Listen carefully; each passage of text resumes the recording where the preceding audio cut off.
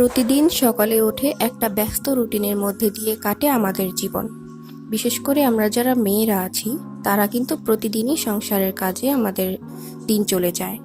তবে একটা একঘেয়েমি ভাব চলে আসে, সেই একঘেয়েমি ভাবটা দূর করতেই মাঝে মাঝে একটু ঘুরে আসা প্রয়োজন। তাই সেদিন হুট করে ফেলা প্ল্যানে আমরা সবাই মিলে ঘুরতে চলে গেলাম। সেই দিন যেহেতু ওর বাবার অফিস খোলা ছিল, তাই ওর বাবা আমাদের সাথে যেতে পারেনি। প্রথমে আমাদের যাওয়ার কথা ছিল রমনা পার্কে, তবে সেখান থেকে কোনো রিকশাই যেতে চাচ্ছিল না, আর সিএনজিও যেতে চাচ্ছিল না। সেই কারণে চলে এলাম কার্জন হলে।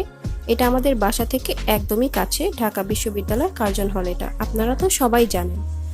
তারপর আমরা এখানে বিকালের কিছুটা সময় কাটালাম। তো খুব ভালোই লাগছিল, কারণ শীতের সময় আর বিকালবেলা দুটো মিলে খুব ভালো সময় কাটছিল আমাদের। যেহেতু শীতের দিনে আমাদের ঘাম হয় না বা গরম লাগে না, সেই জন্য এই সিজনটাতে কিন্তু ঘুরে খুবই মজা। আর একটু পরপর মেট্রো রেল তো উপর দিয়ে যাচ্ছিলই। এই পর্যন্ত কখনো কিন্তু আমার মেট্রো রেলে চড়া হয় নাই, তবে খুব ইচ্ছে একদিন চড়ার।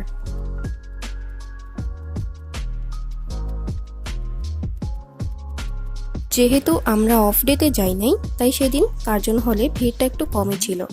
আমরা হেঁটে হেঁটে একটু লেক পাড়ে যাচ্ছিলাম, আর যাওয়ার সময় যে রাস্তাটা ছিল এটা কিন্তু খুব সুন্দর ছিল, একদম চিমচাম ছিল।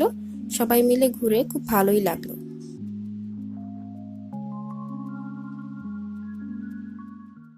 দূর থেকে দেখতে লেক পাড়ে যতটা কুয়াশা মনে হচ্ছিল, আসলে কিন্তু এতটা কুয়াশা ছিলও না। শীতটাও কম ছিল। জানুয়ারি মাসে 16 তারিখ পেরিয়ে 17 তারিখ হয়ে গেল, তবেও কিন্তু শীত ছিল না।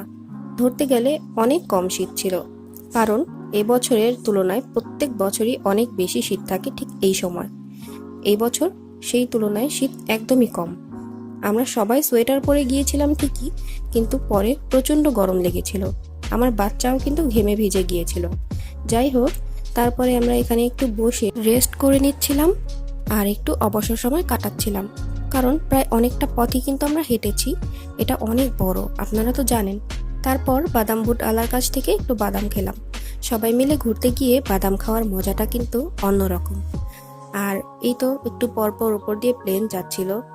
আমরা সবাই আসলে ঘুরতে খুবই কম বের হই, আমি আমার হাজবেন্ড আর আমার বাচ্চাই বের হই বেশি। তবে সবাই মিলে ঘুরতে গেলে কিন্তু খুব ভালো লাগে। আর এই যে এখন আমরা সবাই মিলে একটু আচারও খেয়ে নিচ্ছি। তারপর আমরা চলে যাচ্ছিলাম একটু বাইরে, সেই ব্লগ আপনাদের সাথে পরে শেয়ার করব। আজকে এ পর্যন্তই। সবাই খুব ভালো থাকবেন। আল্লাহ হাফেজ।